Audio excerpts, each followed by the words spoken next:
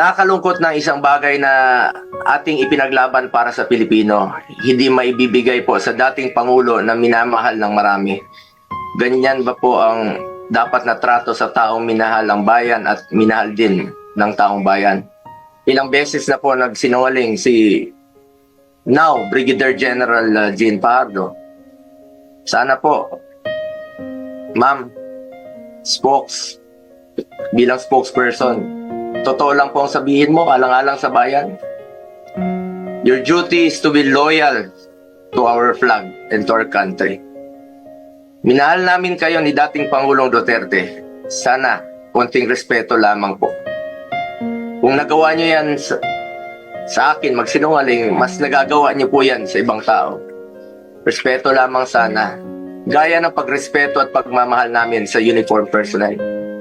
Sinabi mo, nagpupunas lang ng pawis ang ilang pulis na nakuna ng video na umiiyak habang inaaresto si Pangulong Duterte. Mapigilan mo bang umiyak? Nasasaktan po yan.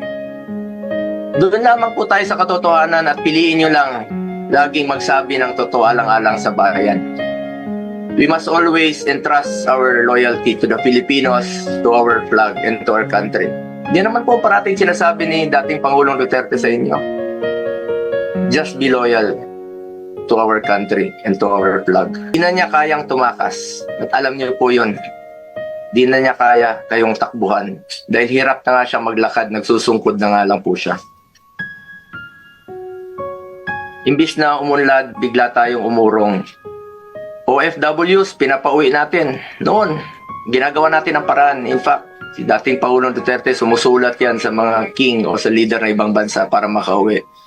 And even nagre-raise tayo ng blood money para makauwi lang yung mga kababayan natin. Pero bakit baliktad niya yan? Bakit isinuko po ang sarili nating lahi? Hindi ko lubusang matanggap na siya ay nililiti sa ibang bansa gayong siya ay isang Pilipino. Samantalang mayroon naman tayong maayos na judicial system sa ating bansa na nirerespeto.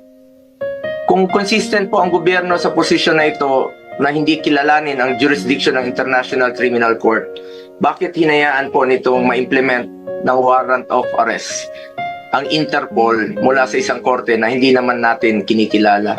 Ang issue na ito ay hindi lamang para kay Pangulong Duterte. Ito ay mahalagang usapin sa soberanya ng Pilipinas ang nakataya dito.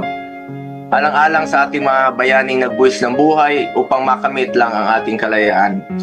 Alang-alang sa ating ngayon na patuloy na inaalagaan ang ating soberanya upang ang ating mga anak at mga anak ng ating mga anak ay mamumuhay ng isang bansa na malaya at nirespeto ng ibang bansa. Pakasakit po sa dibdib na pagkatapos niya isakripisyo ang kanyang sarili para sa kinabukasan ng ating mga anak at ng bawat Pilipino. Imbis na ibigay sa Pilipino ang paghusga sa mga ginawa ni dating Pangulong Duterte na paglaban sa droga at kriminalidad, sadly, hindi po ganun ang nangyari. Pilipino po ang dapat humusga sa totoong sitwasyon sa bansa. Kung mas nakakalakad na po ba ang ating mga anak noong panahon niya, hindi po nasasaktan, hindi nababastos. Kayo po ang humusga. Pilipino po ang dapat humusga. Marami pong nasaktan na Pilipino. Salamat po.